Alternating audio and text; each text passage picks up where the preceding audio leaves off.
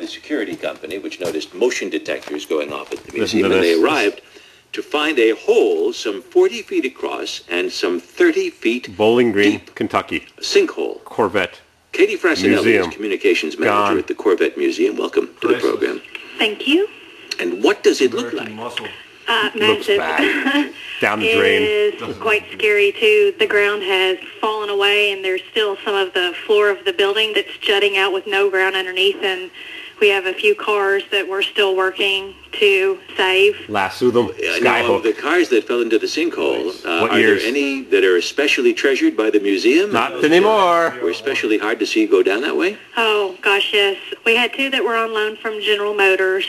One in particular, it's 1993 ZR1 Spider. Junk. All of the people that worked on that car at the Bowling Green assembly plant right across the street from the museum signed under it. And then two other really significant ones. We had the 1 millionth Corvette and the 1.5 millionth Corvette that were also part of them that were lost. What was the oldest Corvette that fell into the sinkhole? That's crazy. 1962 black Corvette. It was recently donated.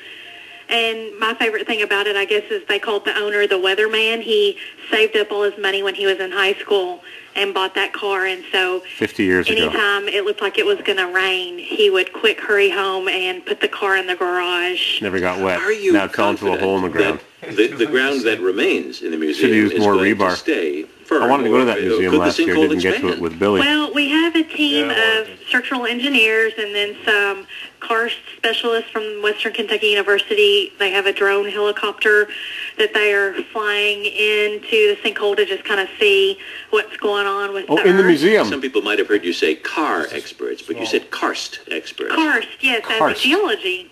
And that's what Never heard that word. Is the karst. Yes. Geology. What is the operation going to be like to get the Corvettes out of the hole? How will you lift them out? Skyhook. Magnets. That is something that we hope to learn steel, they're fiberglass, within the coming days. I mean, obviously, there's going to have to be some kind of crane or something to pull them out, unless you're just going to bury this cache of Corvettes under the with a D8 bulldozer. But I've even been to other museums where they have kind of a plexi over a portion of it to where you can see down into the earth.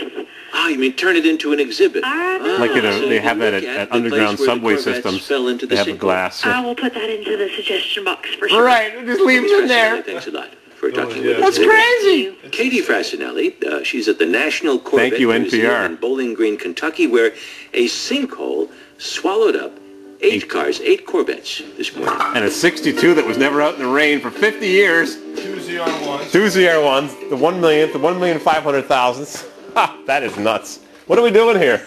Listening to the radio. We just fished a wire up above the attic. That is crazy. The Weatherman Corvette. Black one too, at 62. First year for the 327, last year for the solid axle.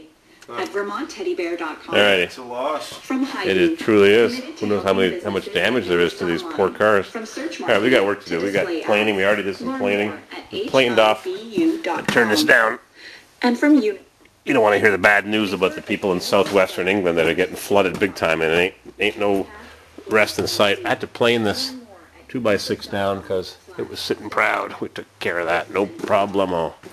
How's our ATV rider on the lake? You just wanted to hear the Corvette stereo. I know. I'll turn this thing off. Nice. On the lake.